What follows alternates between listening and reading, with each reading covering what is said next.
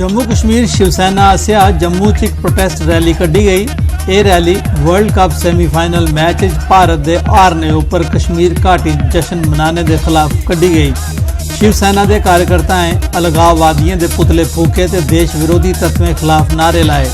प्रदर्शनकारियों ऐसे तत्वों के खिलाफ सख्त कार्रवाई करने की मांग की थी। ये क्रिकेट के मैच के दिन जो उन लोगों ने वहाँ पटाखे उड़ाए और न्यूजीलैंड के साथ मैच था, हिंदुस्तान हार गया तो हिंदुस्तानी को तो गम था। ये कौन से पाकिस्तानी सोच वाले लोग हैं, मैं स्पष्ट करना चाहता हूँ, वहाँ पाकिस्तानी सोच जिंदा है।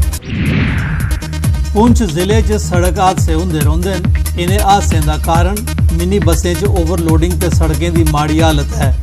इस बारे जिला मजिस्ट्रेट राहुल यादव उनका आखना है जे मुसाफिरें की भरी भरोची दी मिनी बसें च सफ़र नहीं करना चाहिए कि जे गड्डियों की कोई थोड़ नहीं है।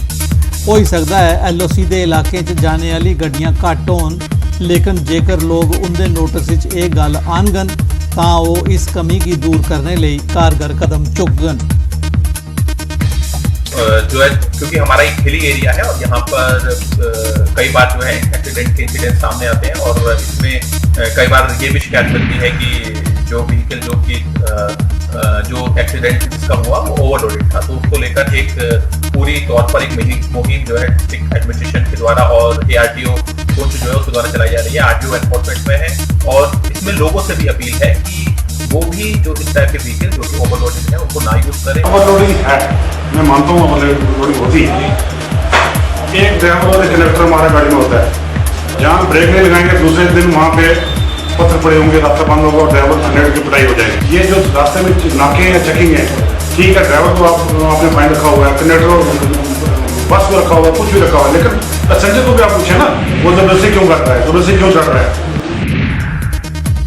पुंछ जिले के समाजी कार्यकर्ता साईनाथ यूनिवर्सिटी के वाइस चांसलर ते उभरदे सियासतदान डॉक्टर शहजाद मलिक होरें मेंढर सब डिवीजन के ग्रां सागरा लोगों के घट की खिताब किया। अपने खिताब में उन्हें लोगों के मसले की उजागर करते हुए असैम्बली चुनाव लड़ने का अपना इरादा जाहिर किया।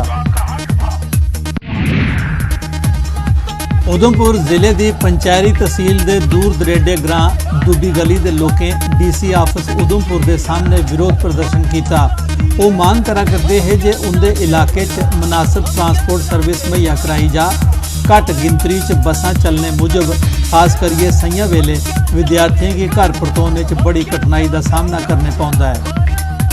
और इतनी परेशानी गड्डियां दी है कि इतनी ज्यादा ओवरलोडिंग रोड कच्चा है। कुछ टाइम भी ऐसे 2 डे पूरा कुछ टाइम भी इतना बड़ा हादसा हो सकता है जिहदे कन्नै काफ़ी सारा लोगों का नुकसान हो सकता। इस परेशानी के कन्नै असीं इत्थे आए हैं और अज भी अगर मीडिया के माध्यम के कन्नै तां भी कुछ साडी सुनाई नहीं की जाए। लोग मजबूर हो गए, फिर सड़कें पर भी उतरना पाओगे एक दिन। असं चाहिए 3:30 बजे उधमपुर को चले और शामी दुबी गली रुके और सवेरे वापस आइए।